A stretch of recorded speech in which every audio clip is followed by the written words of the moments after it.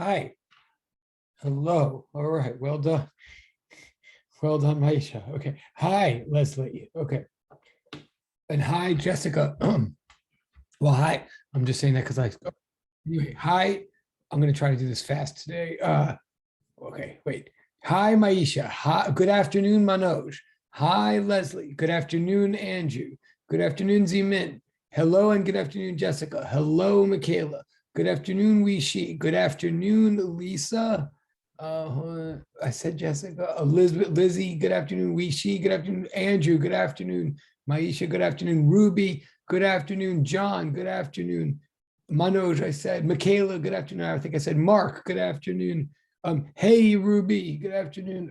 I'm going out of order again. Oh, John's cat. Wow, good afternoon. Cat. I've seen a Cheshire cat without a smile, but I've never seen no, what has it? I've seen a Cheshire kid without, no, I've seen a Cheshire cat without a grin, but I've never seen a grin without a Cheshire cat.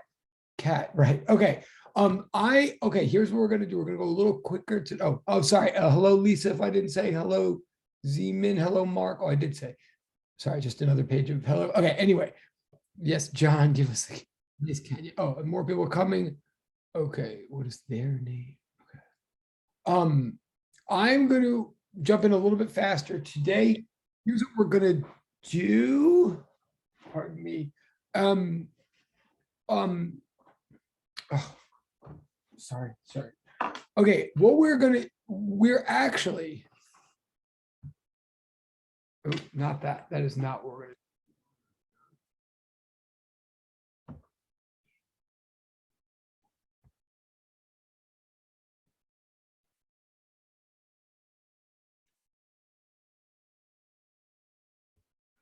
Okay. Good afternoon. Yes, good afternoon. Betrayal. Okay. We're showing pets. I'll show you my son's fish in a minute. Okay. What you're gonna do, oh, there's more people here. Sorry. Yes. Okay.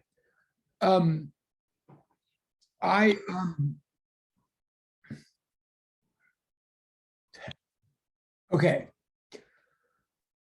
In honor of our upcoming cerebral get together, I want to dive kind of straighter than usual. I'm going to, you guys all received a, the practice, good afternoon. Yes. You guys got a practice exam in your, hello, in your, more people coming, in your box on Monday. We talked a lot sort of about it vaguely. And I'm going to put more reminders and everything in Google Classroom to make it clear. I think, good afternoon, no problem. I think to some people, maybe it's still not clear, but we're just, okay. Remember that a week from today, a week and a few hours from today, you'll have an exam posted to Google Classroom. Remember again that you'll have till the following month. Oh, is he? Wait, sorry. I thought I just got, okay. Thank you. I thought I just, oh, you're right. I'm sorry. Thank you. Okay. All right. I'm flustered. I'm always, no problem. No problem. Oh yeah, that's weird. I hear you. No, and I'm sorry. I'm going to be it's weird. I'm going to be a little bit more serious here. And I'm just trying to remind you, okay, again, exam will be posted a week from today at around 7 p.m. or something like that. You'll get an update. It'll be due back the following Monday, directly prior to 3:05 p.m. You'll get a reminder about that. Again, for details of sort of what I'm expecting you to do in the exam, you could replay the video of the class from Monday, but you'll have the best sense, your best sense of what really I'm looking for in the exam, or how I'm expecting you to do it, or what I'm expecting your exam to look like, will come from today. Because in about 2 minutes, what I'm going to do is solve one of the problems in the practice exam for you. I mean, with you, but for you, like right now, I am in a minute. Okay, I'm deliberately, and I'm deliberately going out of order. Like I'm deliberately just going to dive into the practice exam and do and do one of the sort of harder ones, one of the sort of thicker looking ones.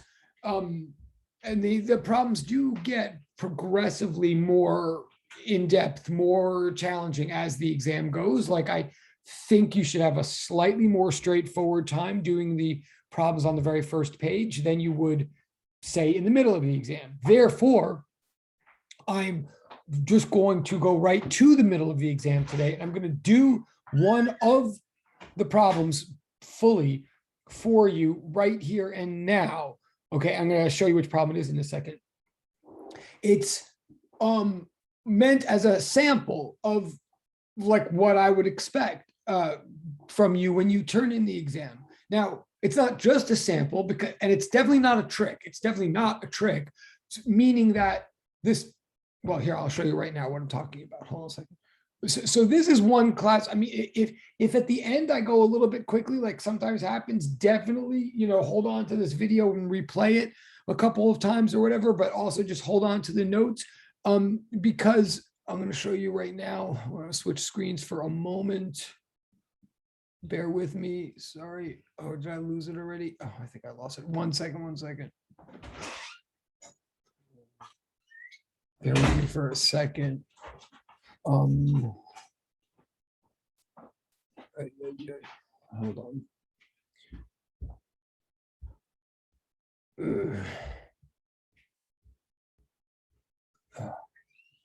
Okay, wait, there.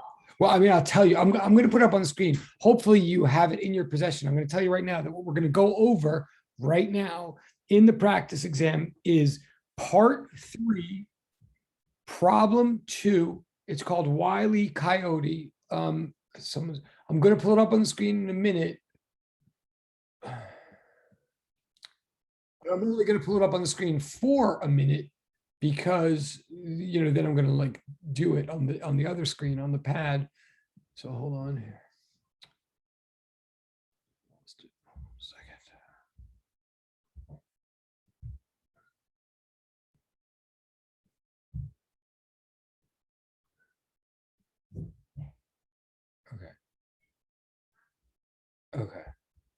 Okay. So what? No problem. Don't worry about it. No problem. I understand.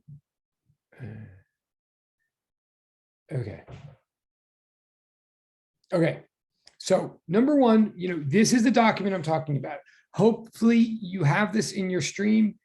I would highly recommend, in fact, I would insist that you take out your own copy of it right now, or you electronically access your own copy of this document. Okay, remember, this is practice.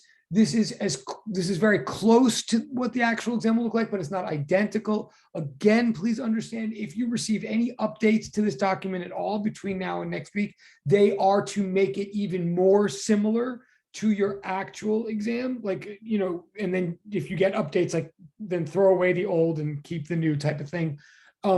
So this is the exam. Notice there's equations at the front. That will be the case with your exam as well. And again, you can look things up on the internet. So part of why the equations are there is just to send the signal to you that this is not about memorization and it's not about a guessing game. It's okay. You'll see what it's about when I start going over it today. These first few problems are I would really recommend you practice them over the weekend and come in with questions about them on Monday. I'm not going to give out a full answer sheet as such, but I'm going to give out whatever answers you ask me for, whatever answers I have time to give, if you follow what I mean. So anyway, but these are good practice. I think you should be in a position to be able to do them with any or all of the equations that we've established, right? Then this problem here, I'm probably going to talk more about on Monday. It's simple but not easy, or it's very much like some of the early up the hill, down the hill problems we had, where it's it's not a trick, but it is. Once you see the insight, it's super easy. But if you don't see the insight, then it's not. Whatever. We'll talk more about it. But then, okay, this one also, I'll have time to go over Monday. You have everything you need to know to do this problem carefully.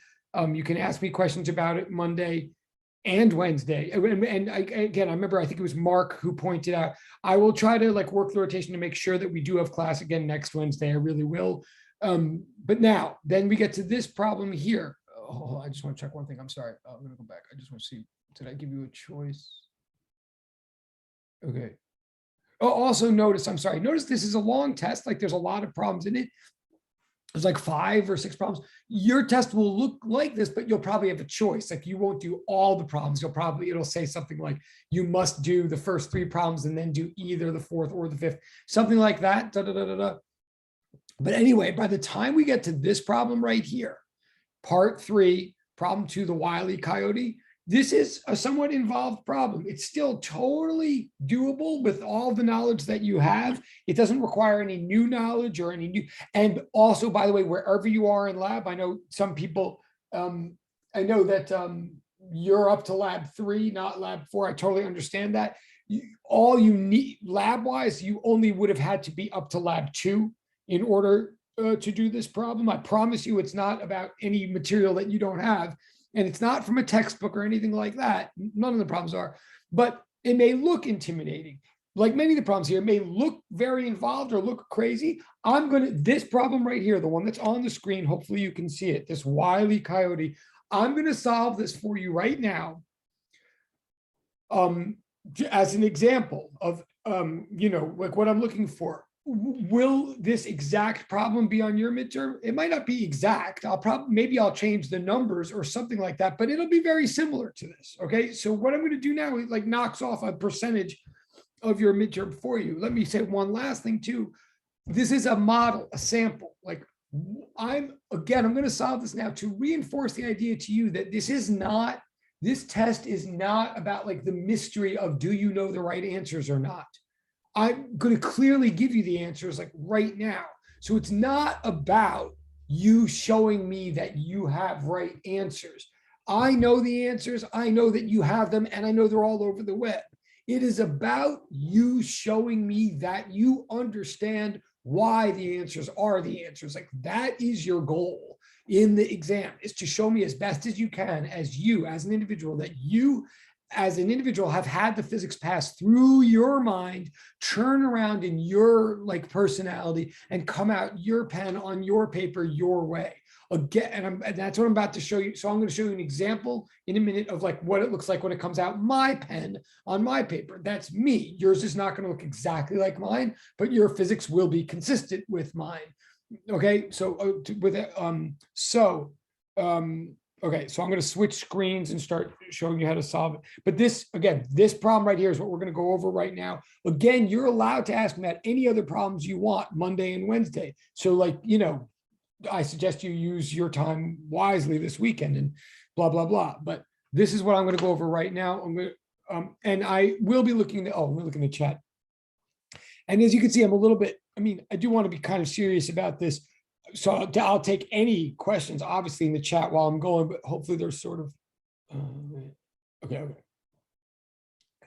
I don't even get it, but okay. Okay. So I'm going to switch, so I'm going over this problem again. I would recommend you have it next to you. I'm now going to switch screens.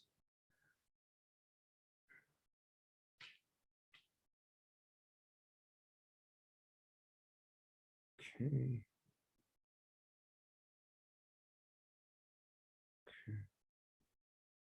Okay. Okay. Now, all right. So I'm pretending I'm a student too, right? Like, so this is what pages of my exam are going to look like when I turn it into Yaverbaum a week from this Monday. I would recommend you please do number the pages. It'll make it better for both of us.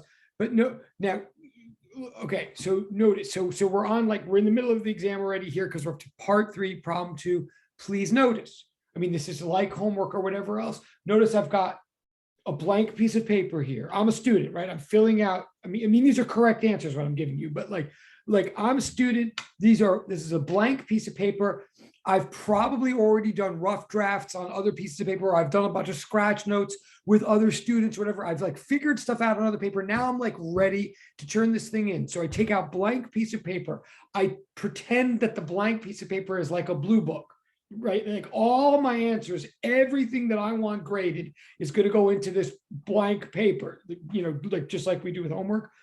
And I make it super clear where I am. Like literally, I write part 3, problem 2, Wile E. Coyote. So Yaverbaum knows exactly what he's grading when he gets to this page, right? Then notice I'm doing like the 5-step homework method, so homework solution method. First thing I'm doing is I'm providing a diagram and fact pattern, right? So I have like the little number 1 DFP. I'm not saying you have to write step 1 DFP. You might, as a strategy for yourself, to like as a checklist, to make sure, because I am going to look for all of these steps. You don't have to label it that way, but you could. But notice, like right away, I've got a diagram here. It's the diagram of the situation. It's all the facts of the situation. And it says like at t equals 0, Coyote drops weight. Roadrunner is at x equals 0, v naught x equals 25, ax equals 5 meters per second squared, right? I've got all the facts here. I've got a diagram. No, and it's all in like my handwriting. Notice this. I didn't copy and paste. I did not copy and paste like the typewritten facts of the problem. I'm portraying the facts of the problem in my handwriting, in my way. That's a super important first step. And really, and I'm not trying to drag this out, but I'm literally trying to tell you exactly what I want from your exams for the highest grade possible. Okay. And again, I'm sorry if I sound intense, and I'm definitely not trying to sound angry or anything. Like no one's done anything wrong. I am a little intense because I want you all to do well. Also, remember, please, you all can do well. Like you could all get an A and it would be great. It's not a competition against one another, and it's not a competition against me, and I'm not competing against you. We are all trying to get you to know as much physics as possible and prove it legitimately here. So if I sound intense, it's just because like I'm intensely trying to get this in the time. But so now look, what you're doing here on the first page of a problem is you're giving me all the information of the problem, like in your blue book, so that, and here's the standard, so that it is self-contained physics.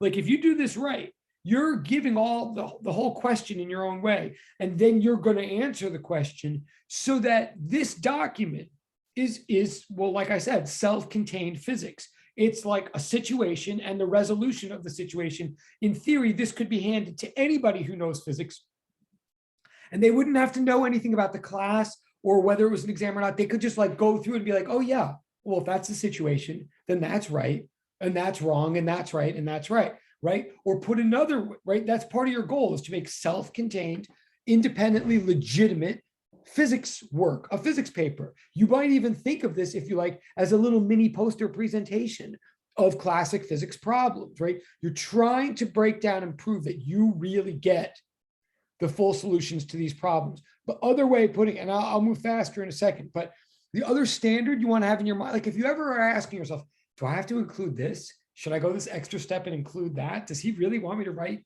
all of this? If you're asking yourself that, well, first of all, if ever you're asking, the answer is probably yes. I mean, if you're wondering whether to include something or not, just freaking include it. But more to the point, your standard is you're trying to give me a document that I can grade, evaluate, assess as efficiently and clearly and easily as possible without me having to look at anything else to do it. Really, think of it that way. You want to give me an exam that I can sit there and grade without having to flip back and forth between your exam and the original questions, or your exam and some other solution sheet. Like I should just be able to look at your thing and go, yes, yes, no, no, yes. Okay, honestly. So here's all the, and it's got to be your words. You cannot copy and paste my question onto the sheet and then start answering, because that doesn't show me that you understand the question. And frankly, it won't help you understand the question. So here we have like the question digested in like my handwriting here on the first page. And one other thing I'm going to flip in a second. I mean, I'm not going to flip. I'm going to flip the page. Notice here, I put like a coordinate system. I put arrows, like arrow to the east, I labeled as positive, an arrow to the west, I labeled as negative, then an arrow up, I labeled as negative, interestingly, I'll talk about that in a minute, and an arrow down, I labeled as positive. Now, it turns out that the very first question of this problem asks me to do that explicitly, but I want you to know you should do that for every problem, no matter what. Like that should be part of your diagram, is labeling the coordinate system, labeling what do we mean by positive and what do we mean by negative. Like that is an important strategy, an important piece of the original diagram to get the thing going anyway. Okay, so we've got a diagram, we've got the facts, we've got that, right? So it's DFP, diagram and fact pattern. Okay, so then on the next page. Now, what is the question, right? WIQ. Again, if you're just paying attention to that, I'm not saying you have to write like WIQ.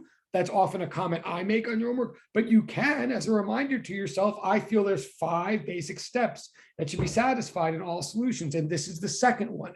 And that is present what the question is. So here's the question, like question A, assign coordinate system to east, west, and up, down. Please, that's the question, right? I mean, if you look at the, now notice again, it's not the exact words of the question. It's not the exact words. It's just enough words to make all the information of the question clear. That's your goal. Show that you get what the question is. Give me enough to know what the question is, but sort of do it in your own little way so that you've really shown you get the question. You see, I hope. Okay, so the question was assign a coordinate system. Now it happens. I was so thorough in my original diagram. I had already done that. But okay, I'm being thorough. I'm being clear. I'm giving Yaverbaum something straightforward to work with. So here's my answer. Here's my coordinate system. Like I assigned like positive and negative to the 2 different sides of every axis, every dimension that's going on here. What we've spent a long, long time in this class learning is all the concepts or equations that govern motion within one dimension. Like most of our time in this class has been on like, how do you deal with displacement, velocity, acceleration, all within an axis, within a line, within a dimension, right? Like our very first homework assignment, number line, was all about someone going back and forth in a line. What I'm trying to reinforce to you right here now is, of course, physics gets more and more complicated. Physics goes from analyzing just a line to analyzing a plane to analyzing the 3-dimensional space of life.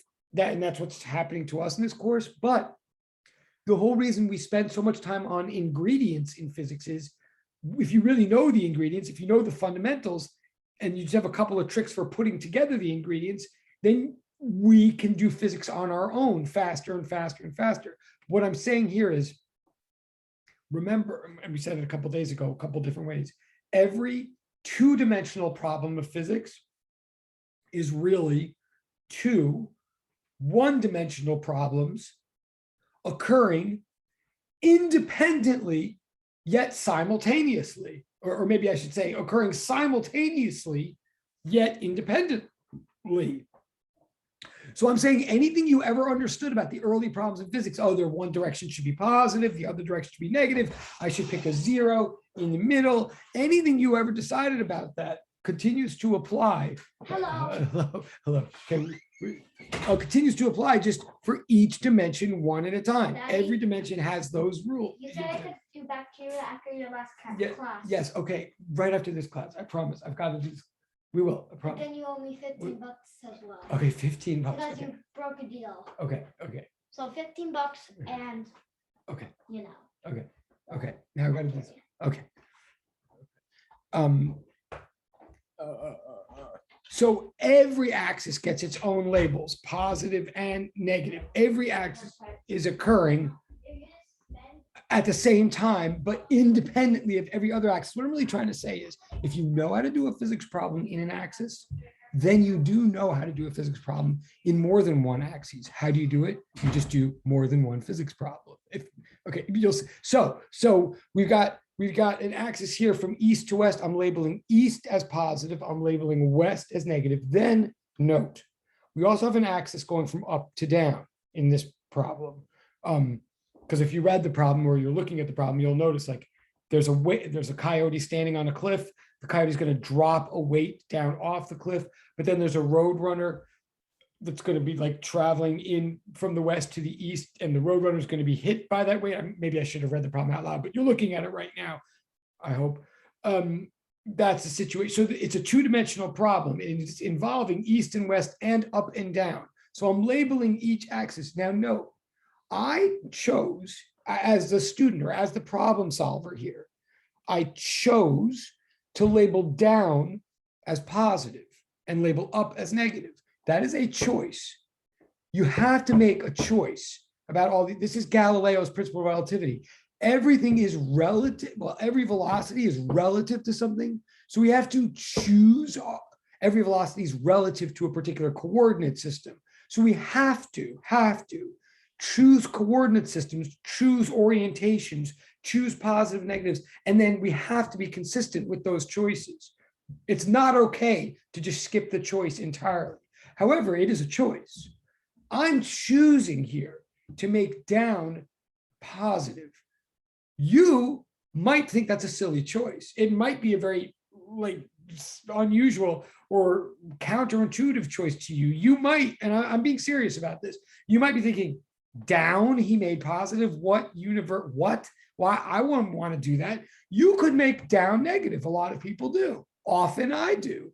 And as long as you're consistent with your choice and all your answers are consistent with that, the physics will all work out. That's Galileo. And you'll get full credit. Okay, this is a sample solution that I'm giving here. You could choose to make down negative and up positive. And as long as you're consistent with that, then you're fine. And by the way, you could still leave east, that's independent of this choice. Now, why did I make down positive? I'm not doing it to be tricky. I'm not doing it to mess with you. I'm doing it because to me, it is a good convenient strategy. And here's why. Because if you look at the problem, and again, I'm sorry for people who aren't looking at the problem, like there's a coyote standing on a cliff. Maybe I could switch back to it. Well, actually, I will for 1 minute, just so you can see. For 1 second, while I make this point, hold on, because I think it's still up there. Yeah. Okay. So this is the problem that I'm talking about, the one on the screen, right? So you've got this coyote standing on the cliff, and underneath the cliff, there's a roadrunner that's going to come in from the west, and the coyote's trying to drop the weight on the roadrunner. The goal of the coyote is to drop this weight and have it land on the roadrunner. And the problem gives these facts that are on the screen right now that, again, maybe if you don't have this document, you might want to copy down or something. But the whole principle is that the problem begins, t equals 0, the stopwatch starts at the moment that the coyote, at the moment that the coyote drops the weight. At that very moment, we're also told the roadrunner begins accelerating out of panic or something toward the weight, right? So the stopwatch starts at the same time for both of these motions. The problem is over when the weight hits the roadrunner. We're ultimately, we're going to be asked some preliminary questions here. And this is in the manner of a typical exam. We're going to be asked some preliminary questions that are not necessarily hard. And in fact, if you overthink them, you'll make them harder than they are. They're straight, you're going to see, we're going to be asked some preliminary questions that are there not to trick you or mess with your head, but they're there to extract information that we need to put together for the final sort of purpose of the whole problem. The ultimate purpose, the ultimate sort of difficult central thing of this problem is part D. So I'm jumping around here a little bit. If you look, if you see on your board, part D, the ultimate purpose of this problem is to figure out how high the cliff must be in order for that weight to actually hit that roadrunner. Now, that's not an easy physics problem. It's a good, solid physics problem. It might even intimidate if I just walked in and said, do it, how high is the cliff? That really might be almost inappropriately challenging. But that's not what's happening here. We're breaking it down. We're guiding you through steps. And we're saying most physics is not as hard as it looks once you dive into it and do it. In order to do it, I'm recognizing right from the get-go that nothing is ever going to go up in this problem. I don't think anything is going up. I think gravity is pulling down. I think a weight is going to fall down. I think, in other words, the up-down axis is certainly relevant to what we're doing, but I don't think the up direction is going to occur very much. Therefore, I'm going to call the down direction positive because I want as few negative signs as possible.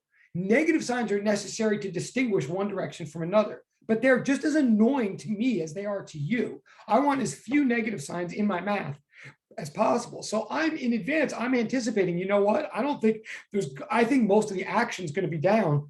So I'm going to call the down direction positive. So I have as few negative signs as possible. I think that's going to make my life easier. That's why I'm going to do it. You might think that makes things too confusing. So you do it a different way. This is the point of Galileo, literally, and I'm not being sarcastic, but what your job on the test is to consciously show me every choice you make of that nature. You don't have to make all the same choices I make. You have to make choices that work. Okay. Anyway, so back, I'm going to flip again. You could, I know I'm being like intense here. You could stop me anytime. I'm going to flip back to the other screen. Again, hopefully you could see this is the question we're solving. Again, like if you don't have it or whatever, this is what we're solving. So I'm up to A. I'm about to, well, actually, I'm going to say this since it says right here. Question A is assign. Oh, I'm sorry. That's what I just did. Yeah. So question A is assign a coordinate system for the directions relevant to this problem. So I did that. Again, please understand, if any question ever strikes you as kind of almost too easy or too simple, don't overthink it. Don't think it must be a trick or that you're missing something. Just assume, especially if it's an early question in a problem, assume it's asking you that because you're going to need that information, later. Okay. So then B. Comes question B. It says, and I'm going to switch back to the other screen, but question B says, for the time interval t equals 0 to t equals 5, how should the road runner's velocity and speed trend? So assuming all the facts of this problem, what's going to happen to velocity and speed? By the way, I want to emphasize one other thing before. Notice at the top of the problem, one super important fact that it gives that I probably should have put in my diagram. It literally does say right at the top of the page here, at this very one and same instant t equals 0, the road runner sees a Wile E. Coyote and begins accelerating west at a constant rate. It says, just note, it says that the road runner is traveling east, but accelerating west. And it says that it's at a constant rate. So in fact, I'm going to switch boards back now to my solution and just notice, in other words,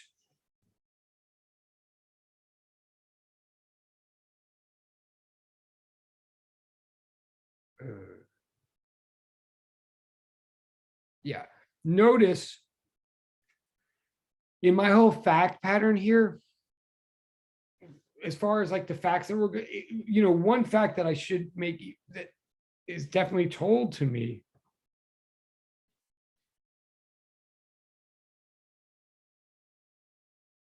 One thing that's told is that the acceleration, whatever it is a constant.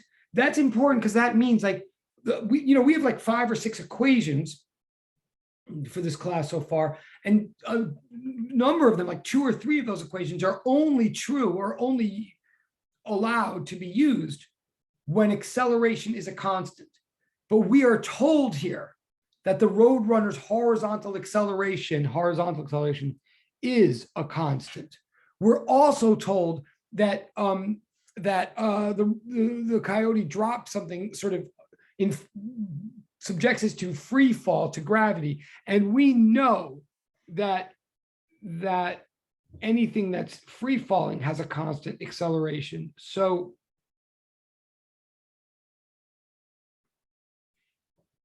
I'm just adding 2 facts here that are clear in the problem. So I'm saying on the x-axis, the acceleration is a constant, right? Because we're told that in the problem. And on the y-axis, the acceleration is a constant because on the y-axis, it's free fall that's happening. And I'm even saying right now, the constant acceleration due to gravity in free fall, we generally call lowercase g. What is the value of that? I mean, it's written on the front sheet of the exam, but in meters and seconds, the constant acceleration in free fall due to gravity is approximately 9.81 meters per second squared. That's already an approximation. We're already chopping off digits when we say 9.81. So it is perfectly legitimate, perfectly allowed, perfectly very, very common to round 9.8 to 10. Just make our life even. It's rounding, but 9.8 was already rounded anyway. So it is perfectly encouraged for you just to round the vertical acceleration in free fall to be 10 meters per second squared. Oh, and in this problem, the horizontal acceleration was given as 5 meters per second squared, right? That was just told to us if you read the problem. And notice now with our coordinate system, where east is positive and west is negative, the coyote is moving to the east initially, moving to the east at an initial velocity of therefore positive 25 meters per second, but it's accelerating to the west. That means under our coordinate system, accelerating with a rate of negative 5.5 meters per second squared, right? I'm just reestablishing facts as they were told to me in the problem. Please understand, if you read the facts of the problem, the coyote, not the coyote, the roadrunner is moving this way, but accelerating the other way right from the start. You might say, wait, how's that even possible? What does that even mean? Well, it's just like if you throw something up. If you throw something up, right initially, it's moving up, but it's being pulled down by gravity right from the get-go. It's got a velocity pointing up, but it's got an acceleration pointing down. And that means right from the get-go, it would be slowing down, right? And that's what's happening here to the roadrunner. Okay. Anyway, so these are facts that we know so far. So the second so we did the first question. Oh, sorry. So the second question is B, right? So, okay, so back to, I'm up to question B here. B says, from t equals 0 to t equals 5, how do velocity and speed trend?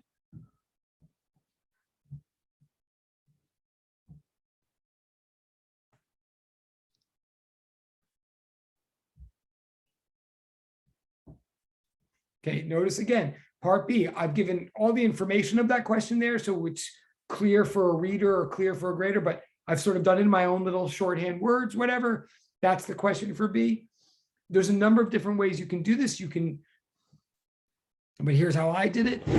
I did, step 3 of my problem solving 5-step solution method. I did step 3, GDP, general definitions or principles. Like I'm just writing down general things that I know about speed and velocity here to either remind myself or remind the reader how to think about it. So I'm reminding myself that average speed is defined as distance over time, whereas average velocity is defined as displacement over time. These are triple equal signs, right? And I'm reminding myself under here, gets a little sloppy here. I'm saying velocity is a vector quantity, direction matters for velocity. Right now, I got a little sloppy. I'm going to tell you right now, especially if you're listening, like this is a sample solution. I'm telling you the answers and I'm telling you how I think about it. This page turns into a bit of a mess. I would highly encourage you to do your page better than this. This is me here. But this is almost a little bit like looking rough drafty here now. I would clean this up a bit if I were you. But what do I have written down? For example, the initial velocity of the thing is positive 25 meters per second under our coordinate system. The initial or the constant acceleration is negative 5 meters per second squared. So then I just gave little examples here off to the side right here. You might provide a table of values if that makes it clear to you. You might write an equation out and solve. I'll do that on the next page. But just as little examples here that get a little crowded, I wrote like, okay, the initial velocity is plus 25 meters per second. 1 second later, if you either run the equations or you think about the concept, 1 second later, the velocity is going to be positive 20 meters per second. Why? Because it's losing 5 every second, right? Another second later, it's going to be positive 15 meters per second, right? So I'm just jotting down some examples to make a point. So what's my answer here? My answer to this question to be, and again, it's not meant to be super hard. I'm not saying, I mean, if you get it, then you get it. Don't let me over talk you out of getting it. But what the answer is to be is the velocity and the speed are both decreasing. The velocities are going positive 25, positive 20, positive 15, positive 10, etc. for those first 5 seconds. Those numbers are clearly decreasing. Like velocity cares about positive or negative. These happen to be positive. They are positive numbers that are getting smaller and smaller. Positive 25, positive 20, positive 15. That's it. Like no trick meant there. The speed, well, speed, the same thing's happening. Speed doesn't care about positive or negative. Speed is in effect always positive. Speed is an absolute value. It's a magnitude. So the speed numbers are going 25, 20, 15, 10. They're also, those are the same numbers. In other words, there's no real distinction between velocity and speed because everything is positive at this point in the problem. Whatever's happening to the speed is happening to the velocity. It's all positive. So they're both decreasing. The velocity numbers are going down. The speed numbers are going down. Let me say it another way. And again, I'm not saying that that's, if you think that's clear, good. Don't let me unclear it for you. It's partly being asked because we're trying to contrast it to the next question where things are a little bit different. But just one way more of putting this, the velocity numbers are decreasing definitely because the acceleration is negative, right? The acceleration is -5.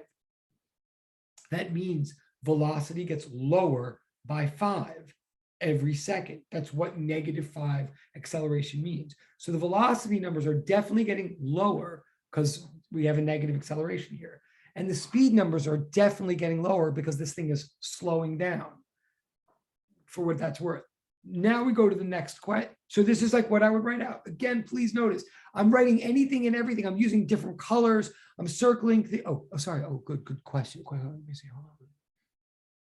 Yeah. Great question, Starnisha. Yes. So the answer is yes. So sorry. So Starnisha's question is, if the acceleration was positive 10, for example, would we add 10 to each time, to each velocity? And the answer is yes. That is exactly what acceleration means. And you could check it with the equation or not, but yes, that's right. That's right. So good. And other people keep it. So good question. Then you get points for that and blah, blah, blah. All right. So now I'm going into, and just please, everybody, just again, understand, I'm giving you the answers here, so to speak, but what I'm really trying to do is give you a model of how you do the answers for me. I'm going to do this for as many questions as I can for you, but it's not going to be all of them. So you use this as a model for how to answer the other questions in the exam, like all of you, right?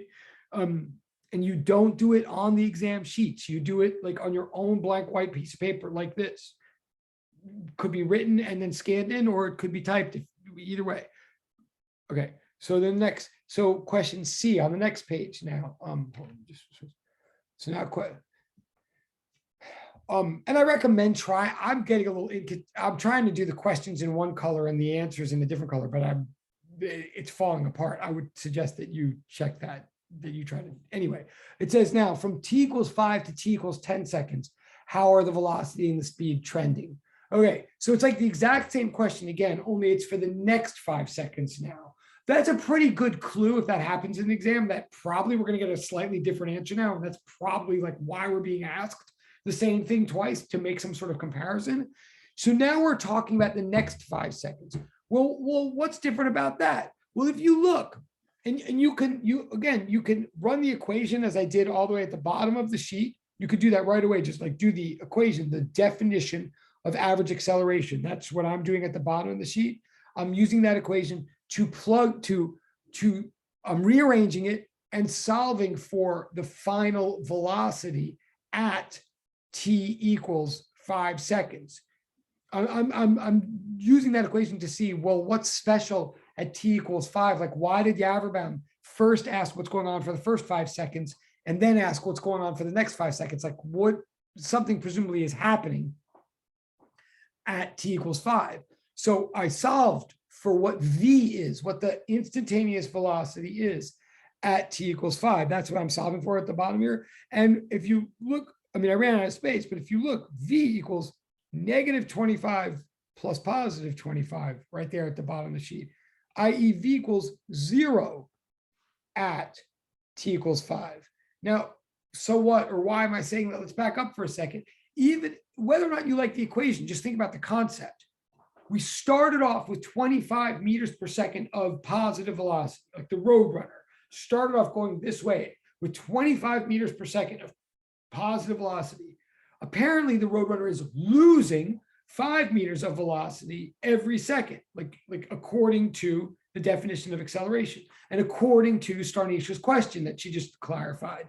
Like the acceleration here is -5, so that literally means it's -5 meters per second squared.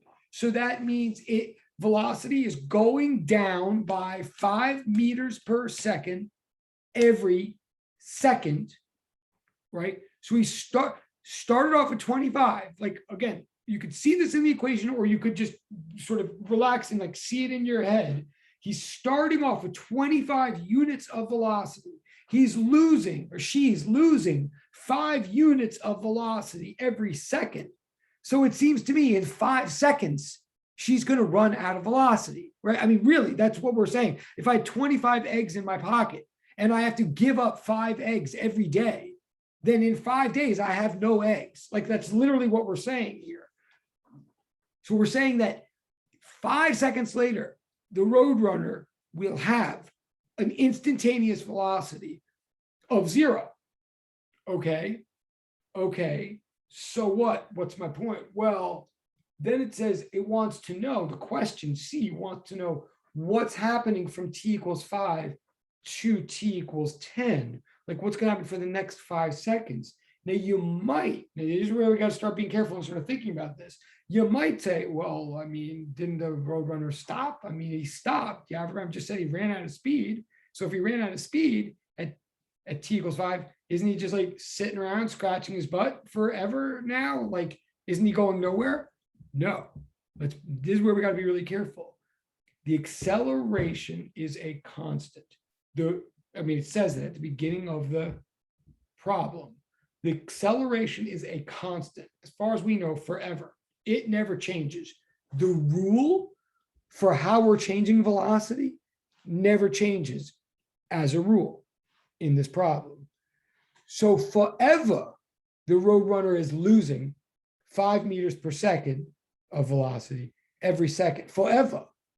So at t equals 5, the Roadrunner hits a velocity of 0, but it's supposed to keep accelerating negatively. It's supposed to keep on losing velocity. How is that possible if you've just hit a velocity of 0? It go, yes. Wait. I think I just saw it in the chat. Hold on. Yes. So, and I see 2 things in the chat. Yes. Wait, sorry. Hold on.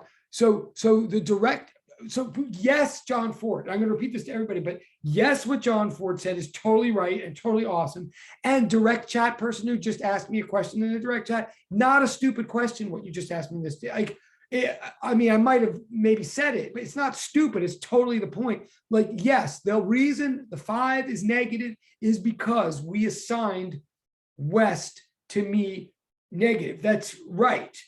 Like, this thing is moving east, but it's accelerating west, which really kind of physically means it's being like pulled toward the west somehow while it's running to the east. So it's got a negative acceleration. It's losing velocity. That is right, direct chat person. And what John Ford said is totally right. Yeah. Okay, perfect. No, cool. Everybody cool. Yes, very good. You're totally with me. I'm actually really thrilled. I think you guys are both the people that are answering things and the people that are asking things are clearly like very with me. And those of you who are asking anything are asking the right things, not the wrong things, I promise. Wait. Yes, okay. So now, and I agree with everything John's saying. I'm going to like now say it like my way or whatever. But yeah, if you're following the chat or you're following what John's saying, he's right. So now I'm going to just say it my way, but and this is important for a number of reasons. I think it's now we're starting to sort of get into physics here. Like, hopefully it makes sense to everybody once we say it, but if it wasn't obvious at first, don't be alarmed. Like, that's why it's not obvious at first necessarily. We're saying that acceleration is constantly -5, like forever. We're losing 5 meters per second every single second that this problem continues. So when we hit a velocity of 0, one big thing that we're kind of all saying as physicists here is there's nothing special about the number 0. There's nothing, the Roadrunner will stop for an instant, but just an instant. There's nothing special about, like, it's not like the world comes to a halt when the Roadrunner comes to a halt. Remember, all velocities are relative anyway. Like, he's still on an Earth, which is still careening through the universe and blah, blah, blah. So the Roadrunner runs out of velocity for a moment. For 1 moment, the Roadrunner's at 0 velocity, but he's supposed to keep on losing. She's supposed to keep on losing velocity. So now, as John Ford's saying, now the velocities go into the negatives. Like, so 1 second later, it's going to be a velocity of -5. Then 2 seconds. In other words, at t equals 6, and you could just check it in the equations if you want, or you can see in your head possibly how the equations just make sense. At t equals 6, the velocity is -5.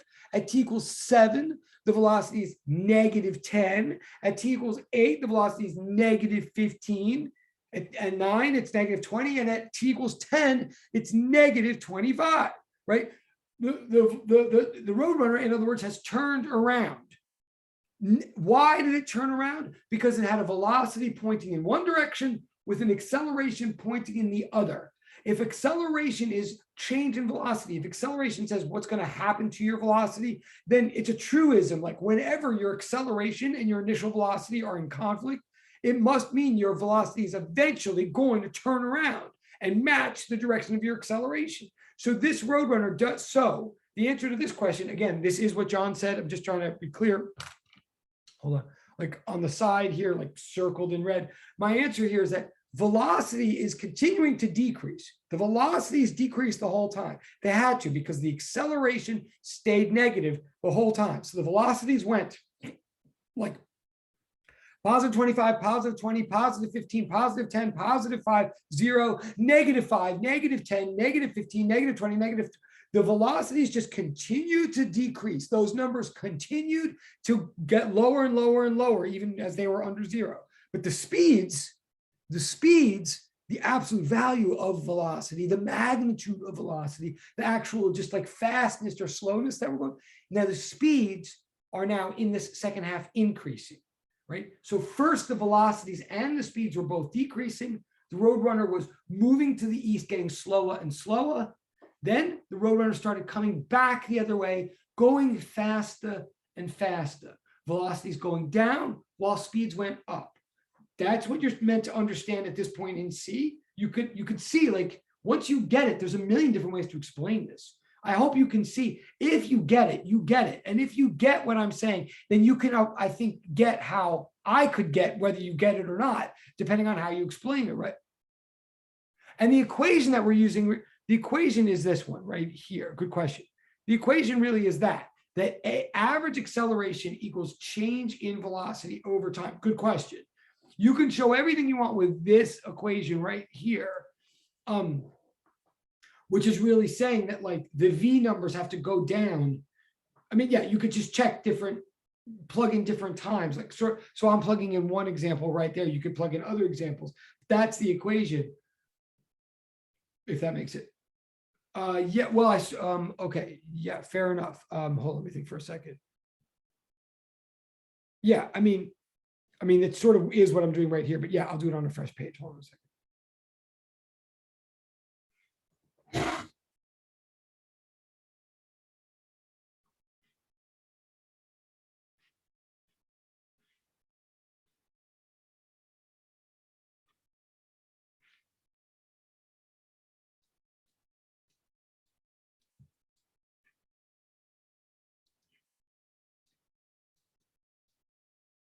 So the first thing I'm doing, yeah, this is a good question. Starting this question, I'm just looking at that. So first of all, I'm rearranging, like that's the equation I'm using. I'm rearranging it to show how you can get velocities. Like I'm rearranging it to show how I can get velocities at different times based on a given acceleration. So in other words, here, so I'm now going to use it at t equals 0. At t equals 0, v equals, oh, sorry, not at t equals 0. I don't mean that. I mean at t equals 5. Sorry.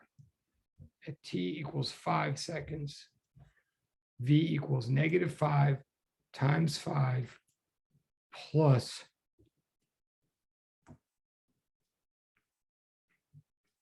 positive 25.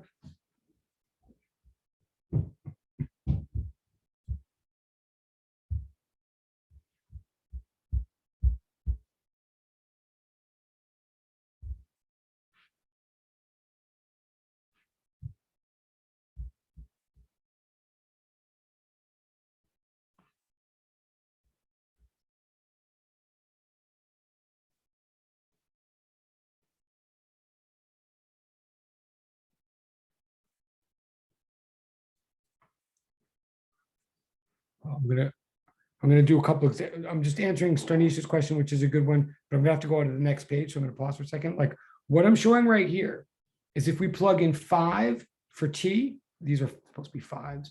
If I plug in 5 for the time, if I plug in 5 seconds for the time, what I get is that the instantaneous velocity is 0 meters per second. If I plug in, because I'm assuming what's given in the problem is that A is -5 meters per second squared and V naught is positive 25. So if I plug in a time of 5 seconds, I will get a final velocity of 0 meters per second. I'm going to flip the page for a second, but I can flip back if you want, because I want to show just to fully answer this question. But if I then plug in, say, oops, sorry, if I plug in here, I'll just rewrite that so you can see it. So if t equals 5, then v equals -5 times 5 plus 25, which equals 0. But if you try the next one, if you try like if t equals 6, because we're asking what's happening between t equals 5 and t equals 10, we're asking what's happening to the velocities in this second set of 5 seconds. So if I plugged in t equals 6, then v equals -5 times 6 plus 25. And now again, like where am I getting this from? I'm saying v equals at plus v naught. V naught is 25 every single time. A is -5 every single time. So if I plug in these and I say, then that's -30 plus 25, v equals -5. If I keep going in this pattern, like if I did the equation out for each one, I would notice that like, I would notice that like at t equals 7, if you plug in, I mean, you can do it. If I plugged in t equals 7, I would find that v equals -10. Like if I plugged in t equals 7, I would get -5 times 7 is -35 plus 25 is -10. And what I'm trying to say here, so you could plug into the equation for each next second of time, you could plug in a new t, find out what the new v is. And what you notice is the v's, the velocities, are negative numbers that are getting more and more negative. The velocity numbers are going like, in this period of time, they're going like -5, -10, then they're going -15, -20. So what that means is, if they're negative, that means the thing is traveling to the west. And they're getting more and more negative, like the literal numbers are getting smaller and smaller. The numbers are like -5, -10, -15. Those are smaller and smaller numbers. So the velocity numbers are decreasing, but their absolute values are increasing. So what we have here is something that's going to the west, but at faster and faster rates. I mean, this is why I'm saying now on the way back, the velocities are continuing to decrease. The numbers are getting smaller. They're getting increasingly negative, but their absolute values are getting bigger. They're going, like the absolute value is going from 5 to 10 to 15. So we've got something that's coming back the other way, faster and faster and faster. I don't know, maybe Stanisha will tell me privately or not if that did answer the question or not. It is a very good question. Oh, so confused. Wait. Oh, okay, cool. Why? Great, and I appreciate the communication. Why is not t? Oh, it is. Wait, that's great. It is in the denominator back here. It is in the denominator. Oh, yeah, I could write it like this. You're absolutely right.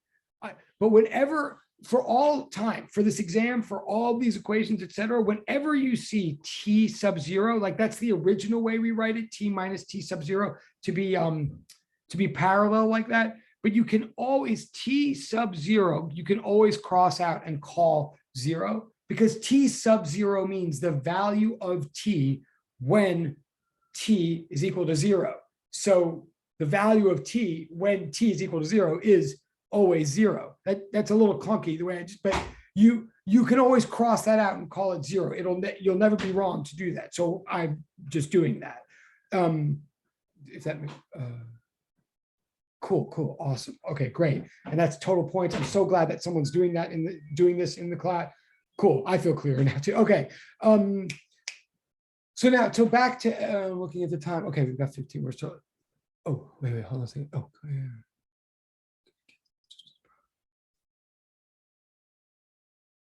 Well, yes. Okay, wait. Good direct question. I mean, good direct chat question as to whether you can get the answers to these practice problems.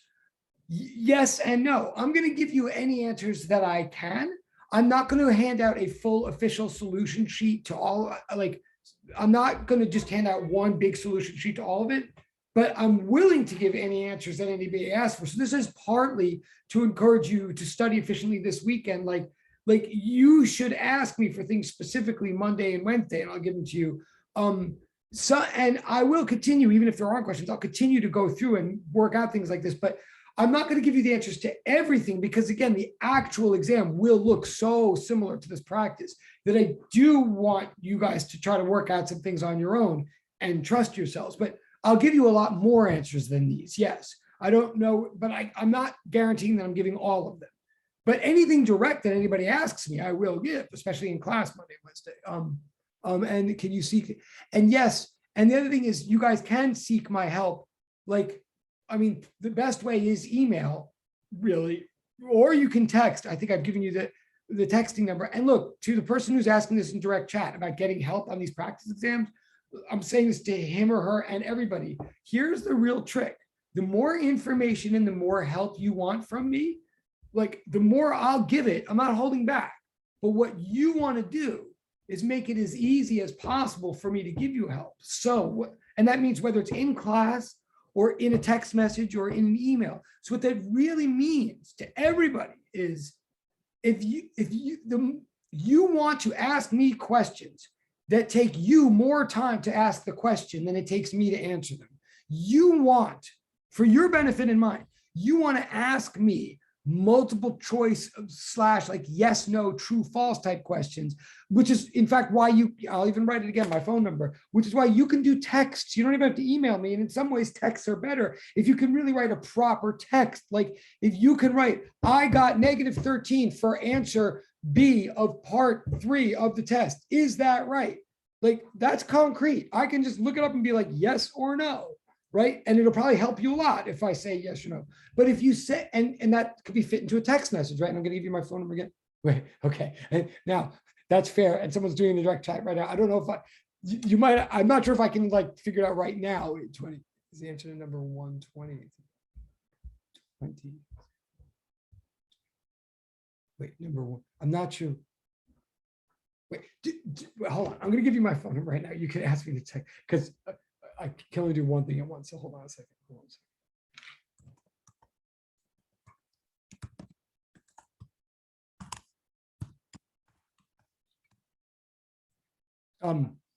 So is the answer to number 120 divided by 3 points? I'm just not sure what you mean by 20 divided by 3 points.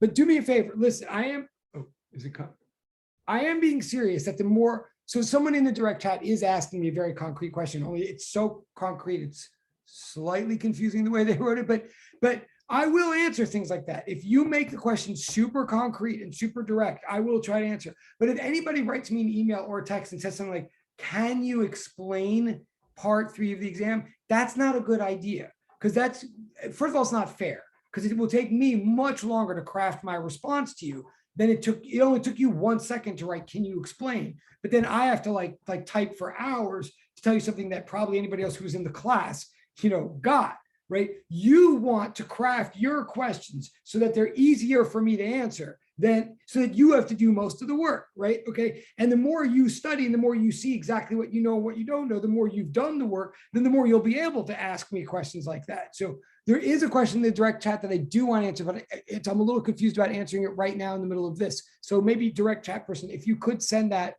I just don't know what you mean by 20 divided by 3.6, but send that in text and I'll try to answer it like after the class. Okay. Also, I'm just a little concerned. Okay. And I know class ends in 9 minutes. So let me go back to this for a second. but okay, but all of you, the more you can get it down to knowing exactly what you don't know and then sending that to me, the more better off we both are. That's your job, if you see what I'm saying. All right, so back to this. This Roadrunner has done, it's got a positive initial velocity and it's got a constant negative acceleration. Therefore, it goes a certain way and it turns around and it comes back. And while it's going the certain way, it's slowing down. And then on the way back, it's speeding up. You might think that's totally unrealistic or totally like cartoonish or like not real world. But if you really think about it, what that Roadrunner is doing is perfectly analogous to exactly what happens if you throw something up in near the surface of the earth in gravity. If you throw something up, it's got a positive velocity, but it's got negative acceleration. So it'll lose and lose and lose and lose velocity until it hits zero. And then it'll keep losing velocity, but it'll gain speed. It'll speed up on its way down. This horizontal thing is just an analogy. It's almost meant to help you understand better how things go up and down. Okay, so it is actually realistic pattern of numbers here. All right, but we have 8 minutes. We're about to get to the hardest part of this problem. Now, the hardest part of this, the main point of the problem is part C, where it asks, or excuse me, part D. It asks the purpose of all this, which is how high is that cliff? Okay, now this is not a joke of a question. It's totally doable. It's totally fair. You can totally do it with the knowledge that you have and the equations you have, but you do have to think a little bit and you have to put pieces together. I'm going to solve it for you right here on the paper. Of course, I'm going to put these notes in your stream. And of course, this video will be posted. I'm going to warn you right now, with 7 minutes left, this part's going to go a little fast. But again, these are your job is to go home and sit with this and make sense out of it, think it through, talk about it with your friends, try to copy it down and see if you can do it without looking, blah, blah, blah. Like this is about practicing. Just like a musical instrument or a language or anything else. Like you don't get it from just seeing it. You get it by working through. So forgive me in advance if I go a little fast here on part D. I might, but it's all going to be right here on the paper. D is asking, how high is that cliff? Okay, what does that really mean? It means assuming that we start our stopwatch, and at the moment we start our stopwatch, the Roadrunner, the Coyote drops a weight, like right when we start our stopwatch. And right when we start that stopwatch, the Roadrunner begins to accelerate at the rate given and has the velocity that's given. So right when we start our stopwatch, these two independent motions occur on two independent axes. In other words, a physics problem happens, and you have all the equations and all the concepts that you need to understand this physics problem. And a separate physics problem happens, and all the same equations and everything govern that. Two physics problems happen and they don't affect each other at all. It's just like a physics problem with displacement, velocity, and acceleration, and a physics problem with displacement, velocity, acceleration. Only the one thing is we know they happen at the same time, meaning we start our stopwatch, everybody gets off and running, and then at a certain moment in time, both objects are in the same place. In other words, this displacement must occur in the same time as that displacement. So the way we're going to solve this problem is I'm simply going to use one axis. I'm going to use the Coyote information to figure out, since I know, not the Coyote, the Roadrunner information. I have all this information about the Roadrunner. I know its acceleration. I know its velocity. I know how far it is from the cliff. I'm going to use that information to get how much time it takes the Roadrunner to get to the cliff, right? Like that's fixed by the physics. If you think about it, there's a certain amount of time it's going to take the Roadrunner to get to that spot below the cliff. I'm going to solve for that time. And then I'm going to say, well, that's the amount of time that the weight must drop. So I'm going to ask, then I'm going to plug that same time into this physics problem and ask myself, how high would something fall due to gravity in that amount of time? In other words, it's two just separate, straightforward physics problems, but the link between them is that they happen at the same time. So I'm going to do one physics problem to solve for the time, and then I'm going to use that time to plug into the other. Okay, and that's exactly what I'm about to do. We've got 4 minutes. I'm going to show you in the pages. So here you go. Well, okay, so the strategy is solve for the time it takes the Roadrunner to reach the cliff position. Okay, that's what I'm going to do. So I use that equation that we developed at the end of like a week ago or 2 weeks ago or something. I'm going to do x equals 1f at squared plus v naught t. And then I just added little x's. You don't have to have, I just put little x's there to make it clear to myself that I'm talking about the horizontal axis. I'm talking about the coyote. So I plug in all the information I have. I have the x because it told me at the problem that he's 40 meters.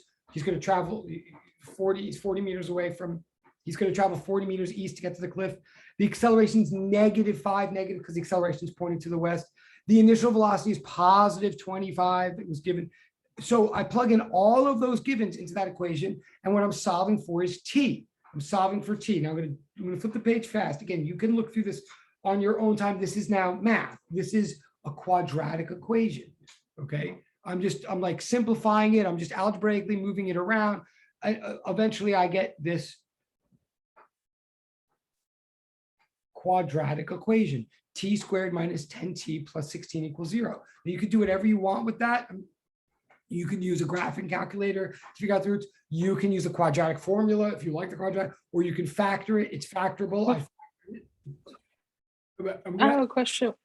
Okay. Why is it not -40? Oh, just because, well, good question. I subtracted 40 from both sides, so it would be negative. But then if you notice, and in a way I skipped a step, I did subtract 40 from both sides, but then And then you divided everything by -1. Exactly. You got it. Got it. Awesome. Okay. That's awesome. All right. So I did that. And now, again, forgive me, everybody, I'm going to go a little faster, but I did that. And then I factored the quadratic. You could do whatever you want. And again, it's not a math class. So do whatever, you can use a calculator, but I factored and I got t equals 2 or t equals 8. Now that means I got 2 answers for the time. Now I'm going to pause on that for like one moment here. There's 2 possible answers for the time. Well, first of all, for math reasons, there's 2 answers because it's a quadratic. All quadratics have 2 roots. But what does this mean physically? It means there's 2 possible times that the Roadrunner could end up at that position under the cliff. Why? Because we said, according to the math, according to the acceleration facts and all that, the Roadrunner is going like this. Like, right? If the Roadrunner has positive initial velocity and negative acceleration, the Roadrunner is coming in to the east and then going out to the west. So there's 2 moments, 2 possible moments when the Roadrunner is underneath that cliff. One is 2 seconds in and the other is 6 seconds later, right? Those are the 2. Okay, so I got 2 possible answers. Now, what am I going to do with those answers? I'm now going to shift my attention to the y-axis. I know I have 1 minute left in this class. This is all we need. I go to the y-axis now, and I'm going to go to the y-axis, say this weight, same exact equation, same exact physics, only I'm now doing it on the y-axis. And I say, oh, I have a weight that's falling down. Remember, I call down positive. Because I don't want negative signs. You could do it differently, but I call down positive. So, and I call the down acceleration due to gravity approximately 10 meters per second squared, right? Again, the acceleration over there in the x-axis was 5, just because it was given as that. But now we're in free fall, so it's 10. So I do 1/2 10 times 2 squared. Why would I get the 2? I'm plugging in that time that I just solved for, plus 0, because there's no initial y velocity. He just dropped it. He didn't throw it. He didn't throw it up. He just dropped it. So I solve for y and I get 20 meters. 20 meters is the answer. Wait, hold on one second. If you show, you would, sorry, I'm just looking. Oh, now wait. Oh, great question. Look, this is the answer we get if I plug in 2. On the next page, I plug in the other one, 8. Okay, so I'm plugging in each and I'm getting 2 different answers. My answer, and we're just about done right here. It's 4:20, I know, and we're all going to go in 1 second. But just notice my answer to D is the cliff is either 20 meters high or 320 meters. In other words, either cliff will work. If you're willing to hit the Roadrunner on the way out, then the cliff has to be 20 meters high. If you want to hit the Roadrunner on the way back in, then the cliff has to be 320 meters high. Both answers are valid as long as you're willing to hit the Roadrunner either way. So those are the 2 answers to the question, 20 and 320. But then the very last question on the test, if you look, it says part E, what if there were some rule that says that once the Roadrunner stops, he never is allowed to go again? In other words, part E, if you look on your test, says, in effect, it says, what if you're only allowed to hit the Roadrunner like on the way out? Then the answer is 20 meters. That's the answer to E. Like, I don't know if I didn't write it, but, and then, oh, good, great. And that's it. Okay, that's the problem. There are other problems on the exam as well, but that's why it's practice. You got all weekend and Monday to practice and ask me questions, and we'll go over more of them. But this is what I'm looking for you to be able to do. And again, remember, the actual exam is very similar to this. This isn't a mystery, but I want you to really get this, and then show you. Okay, so I'm done. Thank you guys. I think you do get it, by the way. I think, oh yeah, absolutely, absolutely. But I think you guys have been very patient and very attentive. I think you, and yes, have a great weekend. But I'm sitting just in case there's questions. But yes, have a great weekend. And I'll post all this. So, Professor, I have a question about E. It says suppose that he never stops moving. I'm sorry. He will never, if he stops moving, he'll never move again. Right. Meaning that you have to hit him on the way out, because in order for him to go back, he had to stop Exactly. So at T equals 5. Okay. right. So E is just a clever way of kind of saying, what if we really were only allowed one of our two answers? Like, which one would we pick, essentially? It's just making sure. So E is kind of saying, making sure that you get that the 20-meter answer is like for hitting on the way out, and the other answer is for hitting on the way back in. So yeah, I think you get it. So the answer to question E is then, have a nice day. Awesome, Lizzie. So the answer to E is then, under that case, we would only accept a cliff height of 20 meters. Yes, have a nice day, Lisa. Does that make? Yes, that makes sense.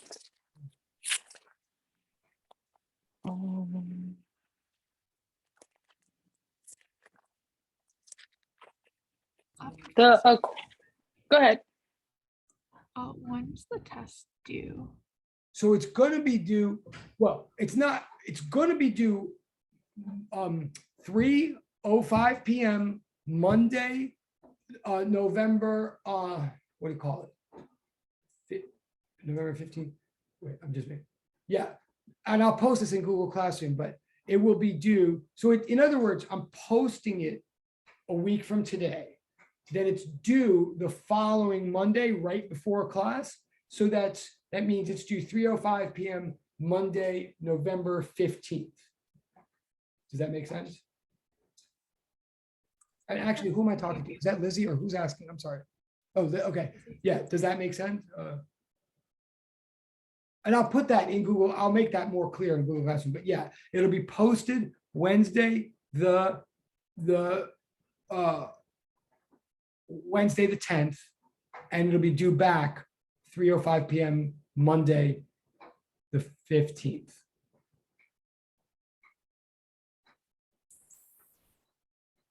Exactly.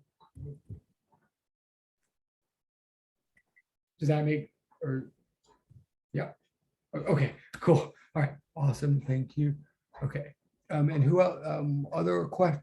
But I'm here. I mean, other questions from any? Professor? Oh, yes. Oh, the assignment one is again be wrong, really wrong. Another assignment is called again fight for wrong, for right or for wrong. So what is the difference between these two assignments, because Oh. it's similar? Good I question. just want to know, can I write in the same stage in both two assignments, or what I need to change? Because the requirement is really similar. It's really confused for me. Yeah. Good question. No, you're right. They are very similar, and you can do the same for both. So here's the difference. If you said something that's actually wrong, if you said something in class and I said that's wrong, then, okay. Then you can put it in for both.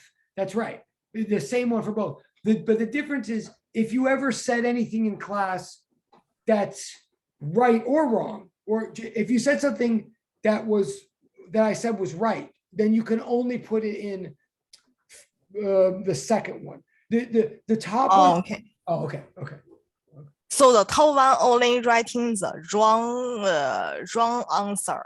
The second could writing in the right answer. Right. Correct. You got it. That's right. Oh, okay. Great. Okay. Thanks. The the V naught in this on this page, V naught times T turns to 0 because it's for the weight, right?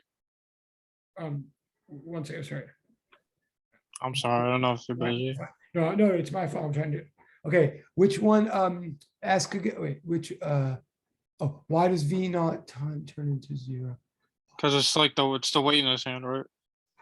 That's why, right? Because I just figured first I was confused why it's 2 squared plus 0. Oh yeah, it's 0 because right. Oh wait, yeah, just like resting in his hand. That's why. Because in the other equation, it was the Roadrunners thing. Okay, Right, okay. right. You got it. Oh. You got it. That's right. Okay. That's right. And this is already the slides already posted, or Which is already posted. Sorry. just these slides. No, this will be posted in about 5 minutes. These answers that we did, I'll post in about 5 minutes. The questions you have in this queue, but yeah, I'll post this in a minute as soon as we're done. Yeah, they're not posted yet. Okay, cool. Thank you, Professor. Thank you. Hang on. And is Mano still there or no? Oh no. Okay, hang on. Let me just, I know people are still there. Hang on, let me just answer.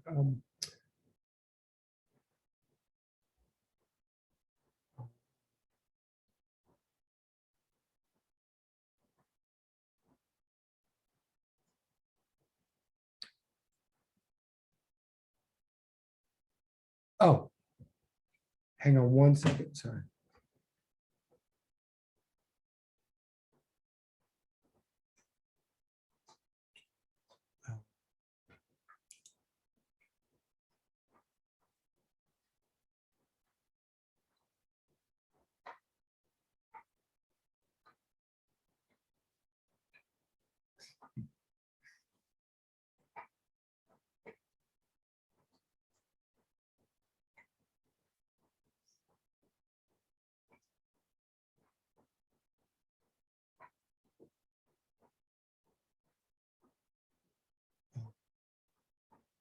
One second.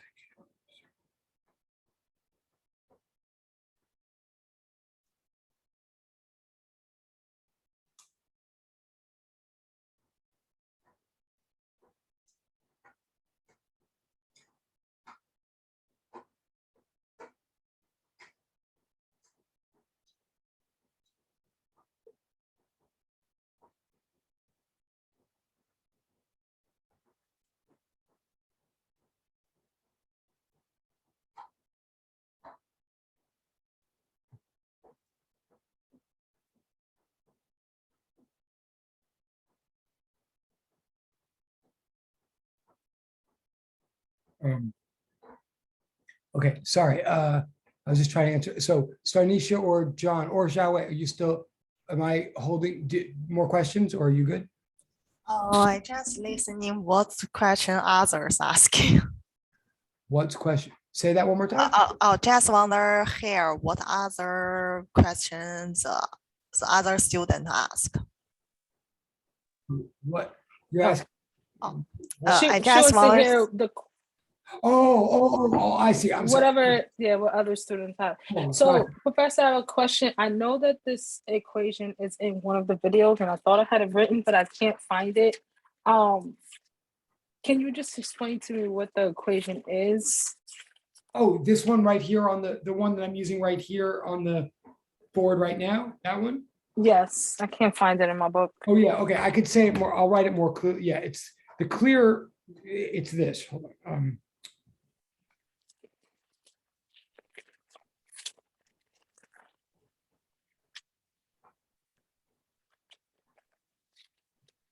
This is pretty much, or sometimes we write it like this, actually. But this is the one that we this one was the second one we got when we started the whole business of saying if and in a minute I do have to go to the other class, unfortunately, but this you'll see it. Yeah, it's back in your notes from I think 3 Mondays ago, I think. but it's, we got it once we established that. Once we said that if A is a constant, if acceleration is a constant, how can I? This only works when A is a constant. And the way we got it was we put together the other three equations we had. We put together this with this and with this one. Like we had spent a couple of days on this last thing that I just wrote, that V bar equals V naught plus V over 2. We put those three together and got this equation that that I'm pointing to right here. I could Okay, probably I have the note. Oh, okay. I just, for some reason, I don't have that specific one. I have all of the rest of them. So I might have just forgot to write it. Okay, Cool. that makes sense. Right. Thank you. Thank you guys very much. You guys are doing great. Okay. Oh, you didn't see it? Okay. Well, I'll try to but before next class, I'll try to more clearly find where we got it or where we but this was the one, John, that you actually saw, you brought to our attention before we even fully derived it. I remember the day we were starting to derive it and you had already found it on the web or something like that. But yeah, I'll try to maybe okay, maybe you're right. But this is one. It's and it's in the, I'll try to find exactly in the notes where we got it that day. But I think maybe okay, I see it. But unfortunately, now I have to go to the other class that's waiting, the physics 102 class that's waiting in the Zoom room. But if you guys all have my number. You seriously, these are the three of you. I know that you know how to ask clear, concise questions. So feel free to text me questions and I will answer them, or I'll try my best anyway. Okay, but okay, thank you. Have a nice day, you three. Awesome. All right, thank you. Bye-bye. Thank you. Okay, bye. Bye.